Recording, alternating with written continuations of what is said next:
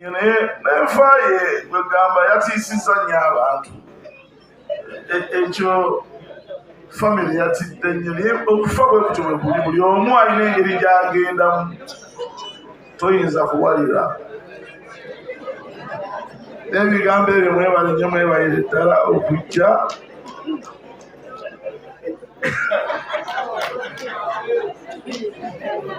Oyo ye Kato Lubwama Honorable yaddamu okwesimbawo tebamuwa. Bamugamba nti tetukoledde tekulabye mu makulu. Rema n'amakulu kyangu naawe obuze ku bantu bano. Ssemakula yatuleese wano ffe. Rema n'amakulu mwanyina wuuli agire bbaawe. Nyina akajanja abantu b'eno akatuula ose.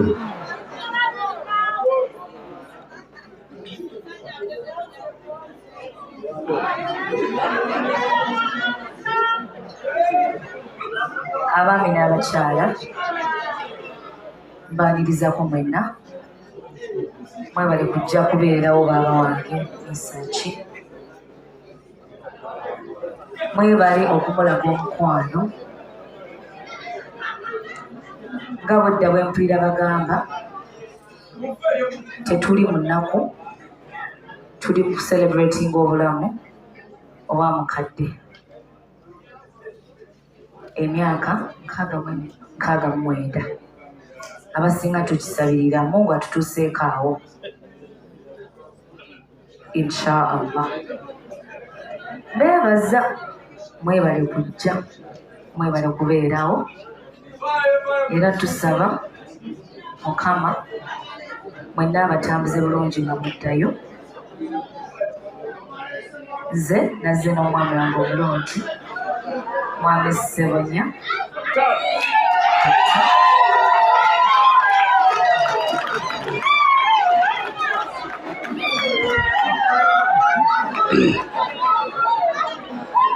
Kababuuzeeko obubuuza, sisobola mukkiriza kuva wano nga tumayogeddeeko.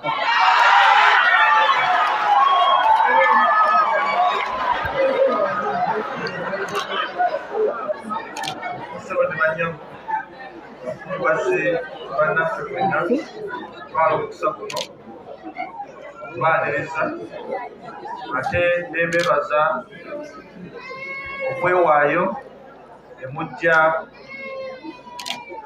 okubeera nga tukuŋŋaanira wamu, nga tukubagiza ate era nga tuserebuletinga obulamu bwa mukadde waffe, maama waffe, ate n'okubeera nga tukubagira wamu ne mukwano gwaffe, mutabani wammwe, mwannyinaffe, mwannyinammwe, omusiime Mesach Ssemakula. Mwebale nnyo abatuuze okubeera nga mudduukiridde omulanga guno ne mujja mu mbeera eno, ate neetwala n'omukisa guno okwebaza mikwano gya Mesach Ssemakula, baselebrities ab'enjawulo, abantu abamatalenga. Mwebale nnyo abantu bebalabirako mu bintu eby'enjawulo. Kino kye mukoze nsaba buli omu Mukama Katonda abasasulemu birungi byereere. Era ffe nga Bassebunya olwawulidde omulanga guno twabadde tetuyinza kusigalayo, kubanza wano eno ndi mu biti bya njawulo. Tusookera ddala nti omwami Mesach Ssemakula ze mukoddomi wange yampa akaana kano,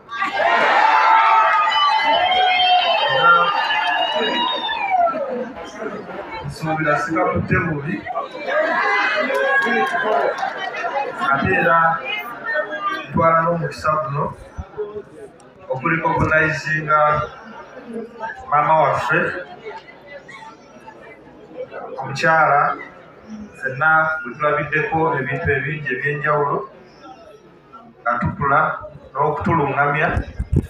Maama nsanyuse nnyo okulaba, mbeera nsaba mubeere nga mukubirako obugalo mukyala Halima Namakula.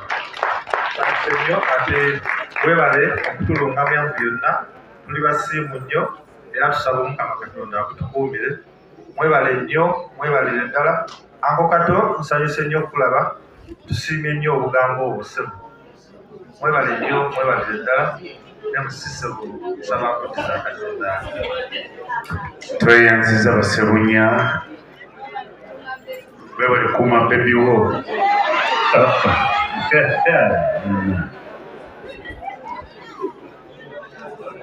nga bwe mbadde tujja kuziika enkya ssaawa 10 emanju wano tujja kukeera ku makya ssaawa mpaka ssaawa 2 tujja kuba n'ekyenkya ssaawa 3 mpaka ssaawa 4 naye gavumenti agenze kuwumulaku katono ali mu kawuddemu katono naye tweyanze kuba nti muzze bangi tetulina nnyo bingi tugenda kukola tujaguza bulamu bwa mugenzi nja kufuna abavuzi batono ngenda kusooka ne Kato Lubwama ajje naye atubuulire ensi Kato Lubwama atubuulire obulamu ensi nga bwetaamu Nalubega tujja kuba n'okwogera kw'ab'engabi kubanga maama baddiigira ngabi ye Nalubega Mariam oluvannyuma wajja kubawo okwogera kw'aboolugave kubanga Ssemakula wa lugave aboolugave banamala okwogera entebe ze zino naye male nayingirawo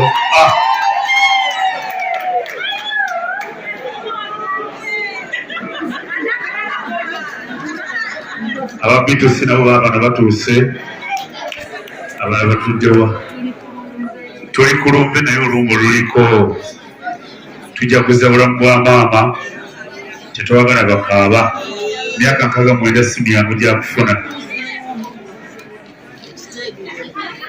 naye omwana atuuse sise katono nnyo nandujja naye omwana atuuse waali kwereka omugalo nandujja mukadde munnammwe Karo Nantongo Kato Lubwama naye nayingirawo Kato Lubwama tuulawo